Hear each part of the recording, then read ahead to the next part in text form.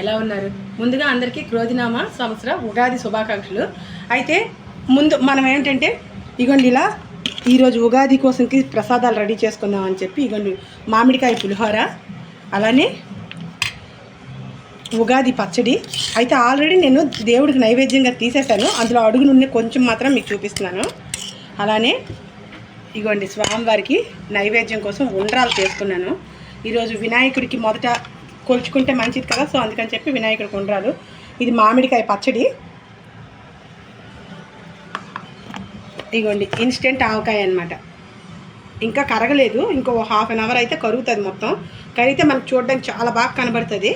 అయితే మిగతా ఇగోండి ఇలా దేనికది చేసుకొని దేవుడికి అయితే నైవేద్యం పెట్టుకున్నాను కదా. ఇంకా మనం ఆ ప్రాసెస్లోకి అయితే వెళ్ళిపోదాం. దానికోసం అయితే ముందుగా ఇగోండి ఇలా ఇది వేప పువ్వు, కొత్త చింతపండు, కొత్త బెల్లం, సాల్టు, చిల్లీ పౌడర్, ఇగోండి అలాగే మామిడికాయలు, అరటిపండు అనమాట. ఇలా మొత్తం పూజ కోసంకి అన్నీ మరెందుకని ఏకం తెచ్చుకున్నాను. ముందైతే ఈ మామిడికాయలు బాగా కడిగేసి తుడిచి దాన్ని స్కిన్ పీల్ చేసి తురుముకొని రెడీ చేసుకుందాం. ఇగోండి ఇలా బాగా వాష్ చేసుకున్నాక తుడుచుకొని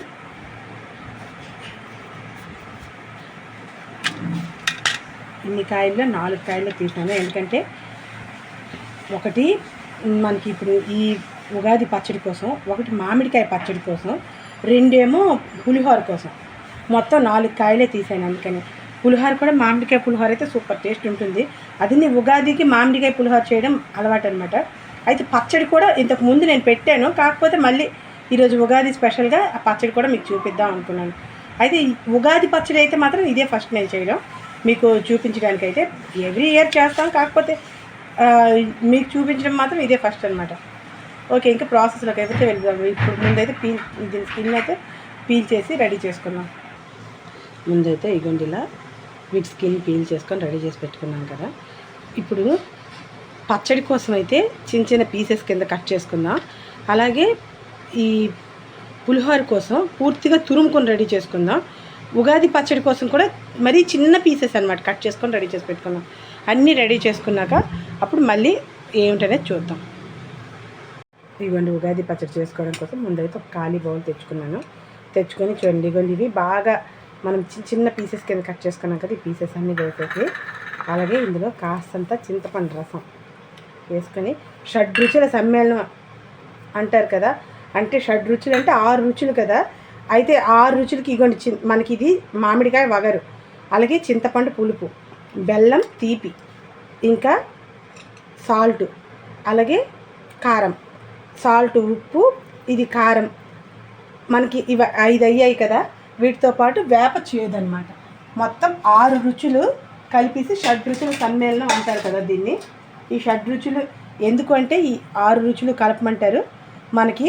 ఇగోండి ఇది వేప పువ్వు అనమాట. మన జీవితం కూడా ఇలాగే అన్ని కష్టము, సుఖము, దుఃఖము, బాధ, సంతోషము, అలాగే అన్ని రకాలు కలబోసి ఉండాలి అనే ఒక ఉద్దేశంతో సంవత్సరం పొడుగునా అన్నిటినీ రుచి చూడాలి అనే ఒక్క దీంతో మనకైతే ఇది పెట్టారు పెద్దలైతే. దీనికి ఇవ్వండి ఇప్పుడు కారం వేసుకుందాం, అలాగే రుచికి తగ్గ సాల్ట్. మనం ఏది కూడా దీనికి ఎక్కువ వేయకూడదు అనమాట. అయితే వీటితో పాటు దీంట్లో వేయాల్సింది ఇంకోటి ఉన్నది. ఏమిటి అంటే అది అరటిపండు అనమాట. అరటిపండు చిన్న చిన్న పీసెస్ కింద కట్ చేసి ఇది కూడా ఇందులో వేసుకోవాలి.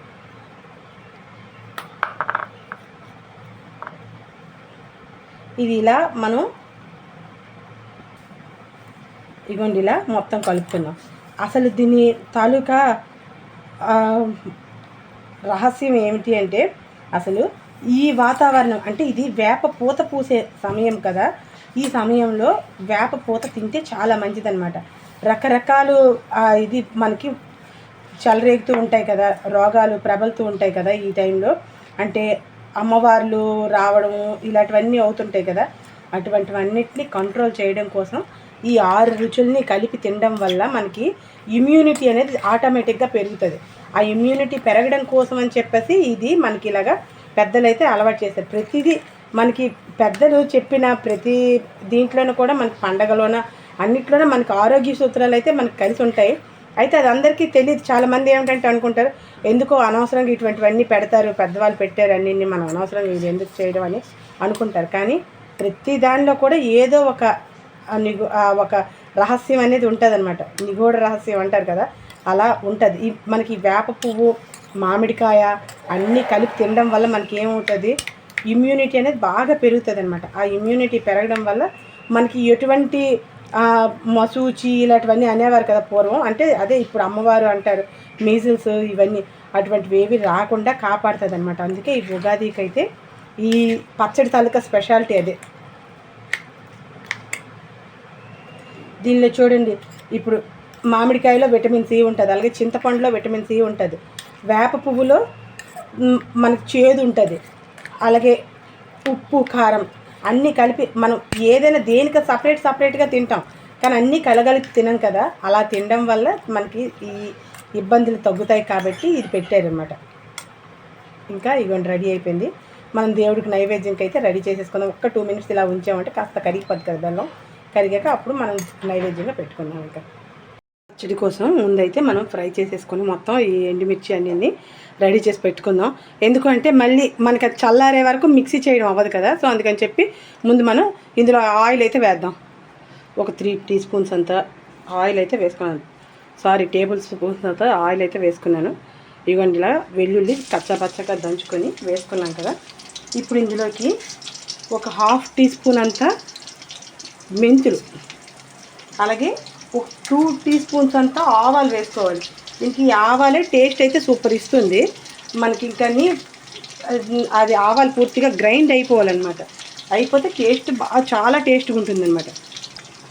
అలాగే ఇందులోకి 1 teaspoon అంతా ధనియాలు, ఒక 1/2 teaspoon అంతా జీలకర్ర, అంతే. ఇప్పుడు ఇందులో కొన్ని ఎండుమిరపకాయలు అయితే వేసుకుందాం. అయితే కొన్ని ఎండుమిర్చి వేసిన తర్వాత మామూలు పొడి కారం ఉంటుంది కదా, పొడి కారం కాస్త కలుపుకోవాలి దీనికి. ఇప్పుడు ఇది బాగా ఫ్రై అయిపోయింది చూసారా.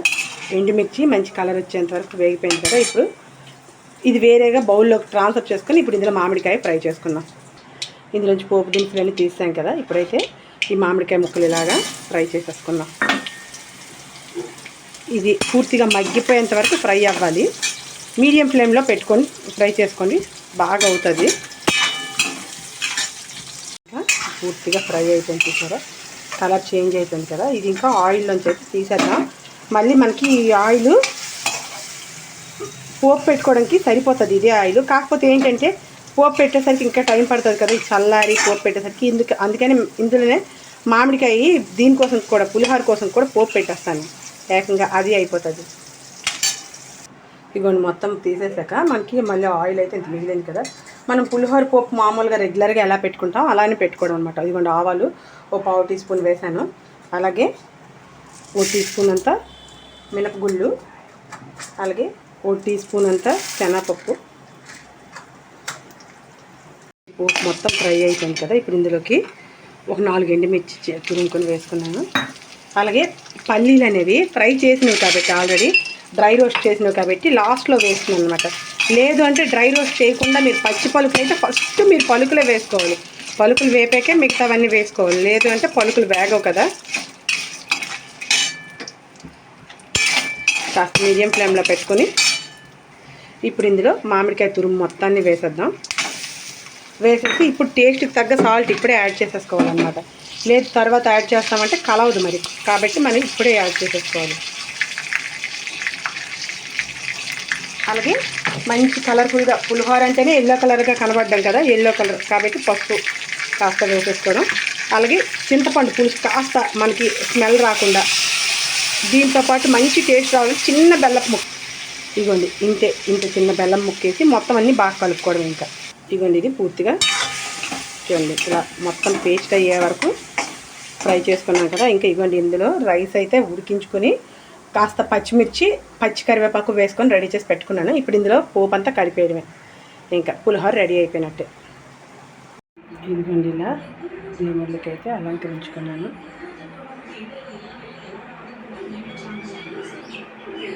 ఈరోజు పువ్వులు ఎక్కువ పూయలేదు. అలా అని వీధిలోకి వస్తే తీసుకుందాం అనుకున్నా కూడా అసలు వీధిలోకి కూడా పువ్వులు సరిగా రాలేదు. మార్కెట్కి వెళ్ళి తెచ్చుకోవడానికి కూడా అవ్వలేదు అన్నమాట. సో అందుకని చెప్పి ఇంట్లో ఉన్న పువ్వులతో అలా అడ్జస్ట్ చేసేసుకున్నాను. ఇదిగోండి ఇలా ఉండ్రాలు చేశాను. ఇదిగోండి ఇది ఉగాది పచ్చడి, ఇది మామిడికాయ పచ్చడి, పులిహోర, అన్నం, మామిడికాయ ముక్కలు. ఇదిగోండి మనం అప్పటికప్పుడు ఇన్స్టెంట్గా కలుపుకున్న మామిడికాయ ఆవకాయ అన్నీ ఇలా దేవుడికి అయితే నైవేద్యం పెట్టుకుని రెడీ చేసుకున్నాను.